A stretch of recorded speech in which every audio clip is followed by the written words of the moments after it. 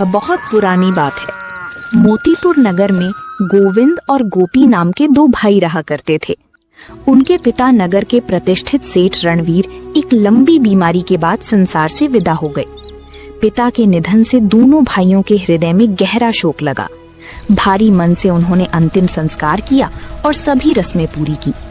उसी शाम गोविंद ने गोपी से कहा, भाई, अब पिताजी हमारे बीच नहीं रहे।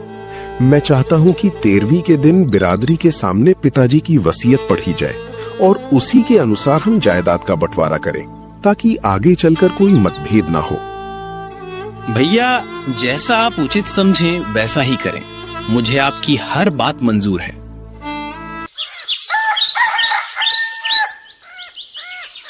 13वीं के दिन नगर के गणमान्य लोग और बिरादरी के सदस्य एकत्र हुए। सभी के सामने गोविंद ने पिताजी की वसीयत निकालकर पढ़नी आरंभ की। मैं सेठ रणवीर पूर्ण होशो हवास में ये वसीयत कर रहा हूं। मेरे निधन के पश्चात मेरी समस्त जायदाद, हवेली और धन दौलत मेरे बड़े बेटे गोविंद को मिले और हवेली के पास बनी छोटी झोपड़ी तथा 1 बीघा भूमि मेरे छोटे बेटे गोपी के हिस्से में जाए। वसीयत सुनते ही गोपी का चेहरा सफेद पड़ गया। वो स्तब्ध रह गया। ये क्या न्याय है पिताजी? भैया को सब कुछ और मुझे मात्र 1 झोपड़ी और 1 बीघा जमीन। बिरादरी के लोग भी कानाफूसी करने लगे। सेठ रणवीर जैसे न्यायप्रिय व्यक्ति से ऐसी वसीयत की उम्मीद नहीं थी। छोटे बेटे के साथ घोर अन्याय हुआ है। सबकी फुसफुसाहट सुनकर बिरादरी के मुखिया चौधरी हरिदत्त ने कहा, गोविंद बेटा, वसीयत का कागज जरा हमें दिखाना तो। लीजिए काका, ये रहा वसीयत पत्र। चौधरी हरिदत्त ने वसीयत को ध्यान से देखा, उसकी लिखावट को परखा और गंभीर स्वर में बोले, ये हस्तलिपि सेठ रणवीर जी की ही है। वसीयत असली प्रतीत होती है। फिर उन्होंने भीड़ की ओर मुड़कर ऊंचे स्वर में घोषणा की, मैं ये घोषणा करता हूँ कि ये वसीयत पूर्णतः प्रामाणिक है, इसलिए जायदाद का बंटवारा इसी के अनुसार किया जाएगा। अंततः वसीयत के अनुसार गोविंद को हवेली और समस्त धन संपत्ति मिली। वहीं गोपी को एक पुरानी झोपड़ी और 1 बीघा जमीन का छोटा सा टुकड़ा मिला। देखा कांता, किस प्रकार मैंने झूठी वसीयत लिखवाकर अपनी किस्मत पलट दी। हाँ स्वामी, अब हमारी जिंदगी राजसी ठाठ में कटेगी। जो चाहे करेंगे, किसी की परवाह नहीं है। दूसरी ओर टूटी फूटी झोपड़ी में बैठा गोपी व्यथित मन से नंदा से कह रहा था, नंदा, पिताजी मेरे साथ ऐसा अन्याय करेंगे ये तो मैंने सपने में भी नहीं सोचा था। स्वामी, मन छोटा मत करिए, मैं आपके साथ हूँ। गरीबी में भी हम सुख से रह सकते हैं। पर नंदा, कहाँ हवेली का ऐश्वर्य और कहाँ ये टूटी झोपड़ी? कैसे जी पाएंगे हम? स्वामी, आप क्यों भूल गए कि हमें 1 बीघा जमीन भी मिली है? हम दोनों मिलकर मेहनत करेंगे, वही हमारी असली पूंजी होगी। एक सेठ का बेटा होकर खेतों में हल चलाऊंगा? इससे बड़ा अपमान और क्या होगा? अपमान नहीं स्वामी, ये तो सम्मान की बात है। मेहनत करने वालों को दुनिया सलाम करती है। नंदा के बार बार समझाने पर गोपी ने ठान लिया कि वो अपने हिस्से की जमीन पर खेती करेगा।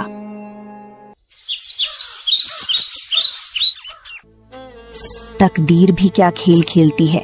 जो कल तक नौकरों को हुक्म देता था, आज वही खेत में मजदूरी कर रहा है। एक दिन कांता ने नौकरानी को भेजकर नंदा को हवेली बुलवाया। अरे नंदा, जरा मेरे पैर दबा दे, बहुत दर्द हो रहा है। अभी दबा देती हूँ जेठानी जी। नंदा चुपचाप कांता के पैर दबाने लगती है।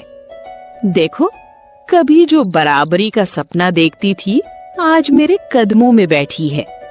नंदा बिना किसी शिकायत के उसकी सेवा करती, पर कांता नंदा की कभी मदद नहीं करती। एक दिन यही सब देखकर गोविंद भी असहज हो उठा। उसने कांता से कहा, तुम्हें शर्म आनी चाहिए। नंदा से काम तो लेती हो, लेकिन कभी उसकी मदद नहीं करती। बहुत दया आ रही है आपको अपने भाई की पत्नी पर। याद रखिए, जेठानी की सेवा करना उसका फर्ज है और फर्ज की कोई कीमत नहीं होती। कांता, तुम बहुत सयानी हो गई हो। याद रखना, तकदीर का खेल पलटते देर नहीं लगती। धीरे धीरे इसी तरह 10 वर्ष बीत गए। इन वर्षों में ना तो गोविंद और कांता के यहाँ कोई संतान हुई और ना ही गोपी और नंदा के आंगन में किलकारी गूंजी। इतना वैभव होते हुए भी बिना औलाद के ये सब फीका लगता है। पता नहीं हमारे आंगन में कभी फूल खिलेंगे भी या नहीं। कभी कभी तो लगता है जैसे भगवान हमसे रूठ गया है। इधर टूटी झोपड़ी में नंदा अपने पति से कह रही थी, स्वामी, ये सच है कि हम गरीब हैं, बड़ी मुश्किल से पेट भरते हैं, पर मेरी भी इच्छा है कि एक संतान हो जो आपके वंश को आगे बढ़ाए। नंदा, संतान तो भगवान की देन होती है। शायद भगवान हमारी परीक्षा ले रहा है। एक दिन दोपहर की कड़ी धूप में एक थका हारा साधु गोविंद की हवेली के सामने आ पहुंचा। भूखे साधु को भोजन दो बच्चा, बहुत पुण्य मिलेगा। क्यों मुंह उठाए चले आए? समझते क्या हो? यहाँ कोई भंडारा लगा है? आगे बढ़ो बाबा, यहाँ कुछ नहीं मिलेगा। अच्छा बेटी, भगवान तुम्हारा भला करे। साधु चुपचाप आगे बढ़ गया। कुछ ही दूरी पर जाकर वो गोपी की झोपड़ी के सामने आ पहुंचा। बेटी, कुछ खाने को मिलेगा? मैं बहुत भूखा हूँ। बाबा, घर में तो कुछ विशेष नहीं है, बस 2 बासी रोटियां रखी हैं। क्या आप खा लेंगे? बेटी, प्रेम से परोसी गई बासी रोटियां भी अमृत जैसी लगती हैं। ठहरिए बाबा, मैं अभी लाती हूँ। नंदा झोपड़ी में गई और बासी रोटियां लाकर साधु के सामने रख दी। साधु प्रेम पूर्वक बैठकर रोटियां खाने लगा। बेटी, तूने भूखे को भोजन कराकर बड़ा पुण्य कमाया है। साधु बाबा ने अपने झोले से एक फल निकाला। बेटी, ये कोई साधारण फल नहीं है। इसे श्रद्धा से खाओगी तो तुम्हारी सारी इच्छाएं पूर्ण होंगी। तुम्हारे आंगन में जल्द ही किलकारी गूंजेगी। बाबा, ये तो बहुत बड़ा आशीर्वाद है। सदा सुखी रहो बेटी, भगवान तुम्हारा घर खुशियों से भर दे। ये कहकर साधु धीरे धीरे आगे बढ़ गया। शाम को जब गोपी खेत से लौटकर आया, नंदा, कुछ खाने को है? मुझे बहुत भूख लगी है। स्वामी, 2 बासी रोटियां थीं, उन्हें एक भूखे साधु को खिला दिया। अब घर में ना आटा बचा है और ना ही रोटी। लगता है आज भी किस्मत ने भूखे पेट ही सुलाने का इरादा कर रखा है। पर स्वामी बाबा ने जाते जाते हमें ये फल दिया है और कहा है कि इसे खाओगे तो हमारी हर इच्छा पूरी होगी। नंदा, ये कोई साधारण फल नहीं लगता है। बाबा कोई महापुरुष होंगे। स्वामी, एक बात मन में आई है, सोच रही हूँ आपसे कह दूं। क्या बात है नंदा? मैं सोच रही थी क्यों ना हम उस फल का आधा हिस्सा अपनी जेठानी कांता बहन को भी दे दे। तुम पागल तो नहीं हो गई हो नंदा? जिन लोगों ने हमें ताने दिए, हमारा अपमान किया, तू उन्हीं के लिए इतना सोच रही है? स्वामी, अगर हमारे मन में हीरापन नहीं होगा तो हम दूसरों से नेकी की उम्मीद कैसे कर सकते हैं? हमारे पास तो वैसे भी कुछ नहीं। एक टुकड़ा फल भी अगर किसी की झोली खुशियों से भर दे तो क्या बुरा है? नंदा, तुम्हारा दिल तो सचमुच सोने का है। ठीक है, जैसा तुम्हें उचित लगे वैसा करो। नंदा आधी फल को लेकर हवेली की ओर चल पड़ी। जेठानी जी, ये साधु बाबा का दिया हुआ फल है। कहते हैं इसे खाने से मनोकामना पूर्ण होती है। मैंने सोचा कि आधा फल आपको भी दे दूं। शायद भगवान हम दोनों पर कृपा करें। नंदा, तेरा दिल बहुत बड़ा है, भगवान तुझे जरूर आशीर्वाद देगा। नंदा ने कांता को फल का टुकड़ा दिया और वहां से चल पड़ी। समय बीतता गया। उचित समय पर कांता ने एक सुंदर पुत्र को जन्म दिया। दूसरी ओर कुछ समय बाद जब नंदा का प्रसव हुआ और वो होश में आई तो उसने देखा कि गोपी उदास बैठा है। स्वामी, आप इतनी उदास क्यों बैठे हैं? और मेरी संतान कहाँ है? गोपी ने हाथ में एक छोटा सा मटका दिखाते हुए कहा। नंदा, ये देखो, तुम्हारी कोख से ये मटका जन्मा है। ये कैसे हो सकता है स्वामी? क्या एक स्त्री की कोख से मटका जन्म ले सकता है? सच्चाई से मुंह मोड़ना ठीक नहीं है नंदा। जो दिख रहा है वही सत्य है। नंदा फूट फूट कर रोने लगी। तभी अचानक मटके से आवाज आई। माँ, मैं निर्जीव नहीं हूँ। मैं बोल भी सकता हूँ और चल भी सकता हूँ।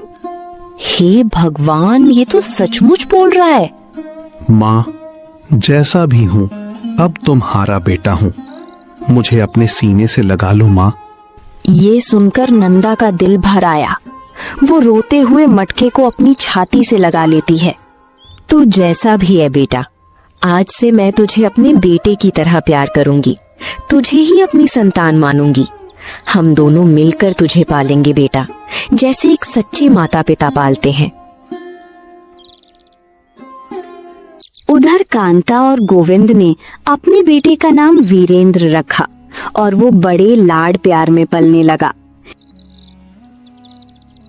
इधर नंदा और गोपी भी अपने मटके को खूब स्नेह देते। समय बीतने लगा। धीरे धीरे वीरेंद्र बड़ा होने लगा और मटका भी समय के साथ बड़ा दिखने लगा। लेकिन वीरेंद्र का स्वभाव बहुत ही उग्र था। जहां भी मटका नजर आता, वीरेंद्र उसे डंडा मारता। चल बे मटके, आज तुझे खूब नचाऊंगा। इसकी शैतानियां हद से पार हो गई हैं। अब इसे सबक सिखाना ही पड़ेगा।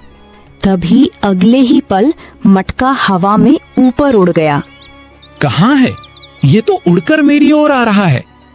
जैसे ही मटका वीरेंद्र के ऊपर गिरा, वीरेंद्र का दम घुटने लगा। बचाओ! अरे कोई बचाओ!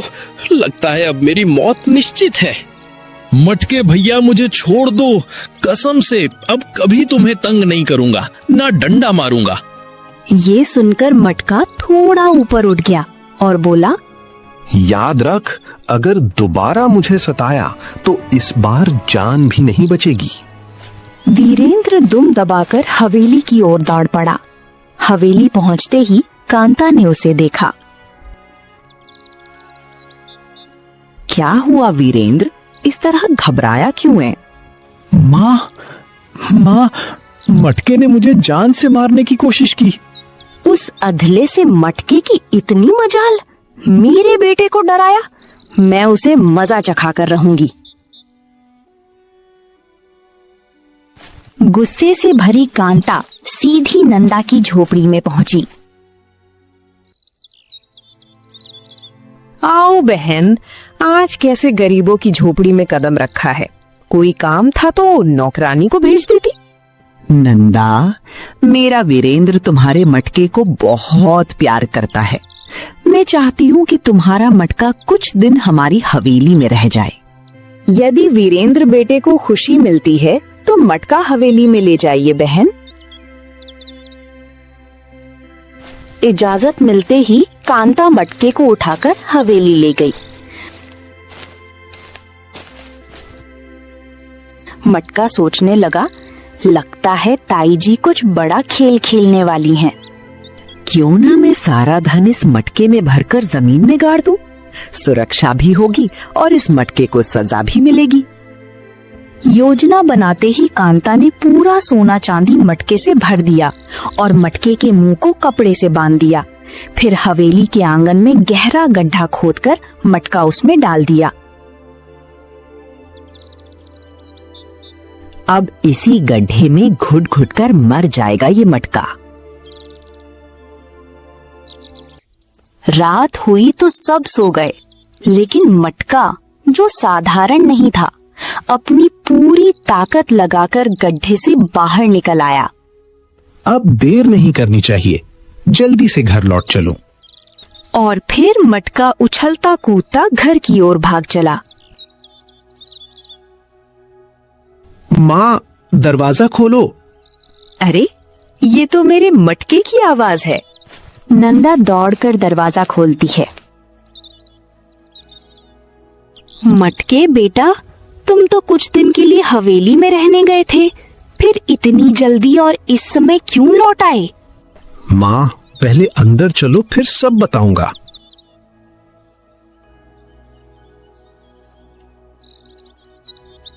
अब बता भी दे बेटा, क्या बात है?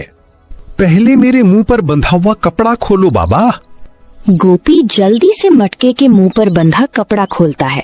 उसके अंदर ढेर सारे गहने और अशरफियां भरी हैं। ये देखकर नंदा दंग रह जाती है। अरे, तुम्हारे अंदर तो गहने और अशरफियां भरी पड़ी हैं। मटके बेटा, सच सच बताओ, ये सब कहाँ से लाए हो? माँ, ये सब गोविंद ताऊ जी का माल है। बेटा, उनके धन माल पर भला हमारा क्या हक? तुम ये सब यहाँ क्यों लेकर आए? माँ, मैं ये सब वापस करने के लिए नहीं लाया। ये धन असल में ताऊ जी का नहीं, हमारा है। ये तुम क्या कह रहे हो बेटा? मैं सच कह रहा हूँ पिताजी। क्या आप बता सकते हैं कि दादाजी ने वसीयत में सब कुछ ताऊ जी के नाम क्यों लिखा था और आपको क्यों कुछ नहीं दिया? बेटा, मैं कैसे जान सकता हूँ स्वर्गीय पिताजी के मन की बात? उन्होंने जैसा सही समझा वैसा किया। पिताजी, असली वसीयत कुछ और थी। ताऊ जी ने जो वसीयत दिखाई थी वो झूठी थी। असल वसीयत में दादाजी ने आपको और ताऊ जी को बराबर बराबर हिस्सा देने को लिखा था। तो भैया ने मेरे साथ छल किया था। हाँ पिताजी, इसलिए मैं कह रहा हूं इस धन पर आपका हक है। फिर तो बेटा अब इस धन की एक पाई भी मैं गोविंद को नहीं लौटाऊंगा। माँ, सुबह होते ही जब ताई जी मुझे हवेली से गायब पाएंगी तो दौड़ी दौड़ी तुम्हारे पास आएंगी।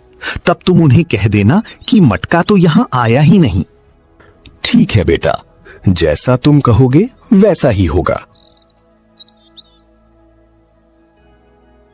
अगली सुबह हवेली के आंगन में खुदा गड्ढा देखकर कांता चीख उठती है। हाय, मैं लुट गई, बर्बाद हो गई। कांता का रोना सुनकर गोविंद दौड़ता है। क्या हुआ कांता, सुबह सुबह क्यों रो रही हो? स्वामी, हमारा सब कुछ लुट गया, हम कंगाल हो गए। क्या बकवास कर रही हो कांता? कांता पूरी कहानी अपने पति को बताती है। आज समझ आया कि तुम कितनी मूर्ख हो। भला इतना सारा धन मटके में भरकर जमीन में गाड़ने की क्या जरूरत थी? स्वामी, मुझसे भूल हो गई, क्षमा कर दीजिए। अब यहाँ रोने बैठी हो। चलो जाओ, नंदा से पूछो, शायद मटका उनके पास पहुंच गया हो। कांता नंदा की झोपड़ी पर पहुंचती है। नंदा, गजब हो गया। क्या हुआ जीजी? मैं कल मटका को हवेली में ले गई थी। रात को वो ना जाने कहाँ गायब हो गया। ओह, अब क्या होगा जीजी? मुझे अपने मटके से बहुत प्यार था। कांता रोती हुई वापस हवेली लौटती है और गोविंद को बताती है। तो फिर कोई डाकू लुटेरा ही ले गया होगा मटके को। स्वामी, अब तो हम बिल्कुल कंगाल हो गए। हाँ कांता, इंसान को उसके बुरे कर्मों का फल अवश्य मिलता है। हमने भी गोपी के साथ छल किया था, शायद उसी का फल हमें अब मिला है। फिर उसी रात जब गोविंद, कांता और उनका बेटा हवेली में चैन की नींद सो रहे थे, तो अचानक हवेली में आग लग गई। बचाओ बचाओ, आग लग गई। चीख पुकार सुनकर गोपी और नंदा भी घबराकर अपनी झोपड़ी से बाहर दौड़े। मटका भी उनके साथ था। हे भगवान, नंदा देखो, हवेली में आग लगी है। पिताजी, ये आपके बड़े भाई गोविंद और उनके परिवार को उनके कर्मों का फल मिल रहा है। ऐसा मत कहो बेटा, गोविंद जैसा भी हो, आखिर मेरा बड़ा भाई है। कुछ ही देर में पूरी हवेली जलकर राख हो गई। दुखी मन से गोपी, नंदा और मटका वापस अपनी झोपड़ी लौट आए। चारपाई पर बैठते हुए गोपी ने भारी मन से कहा, भैया, गोविंद और उसके परिवार के साथ जो कुछ भी हुआ वो बहुत दुखद हुआ। पिताजी, अब आपको तो आपके हिस्से का धन भी मिल गया, अब दुख किस बात का? बेटा, ऐसा धन मैं क्या करूं जिसे मेरे बाद भोगने वाला कोई ना हो। पिताजी, आप क्यों ऐसा सोचते हो? बेटा, तुम तो एक मिट्टी का मटका हो। अगर मेरी कोई संतान होती तो कितना अच्छा होता। अगले ही पल मटका जोर की आवाज के साथ फूट गया। जहां मटके के टुकड़े गिरे थे, वहां अब एक सुंदर तेजस्वी लड़का खड़ा था। तो तुम कौन हो? पिताजी, मैं आपका बेटा हूँ। मैं वही मटका हूँ जो अब मानव रूप में आपके पास आ गया है। लेकिन ये सब कैसे संभव हुआ? पिताजी, पिछले जन्म में आप एक कुम्हार थे। आप सुंदर घड़े बनाते थे। आपके पड़ोस में शंकर नाम का एक नटखट लड़का रहता था, जो आपके बनाए मटके फोड़ देता था। गुस्से में आकर आपने उसे श्राप दिया था कि अगले जन्म में वो मटका बनकर जन्म लेगा। उसी श्राप के कारण मैं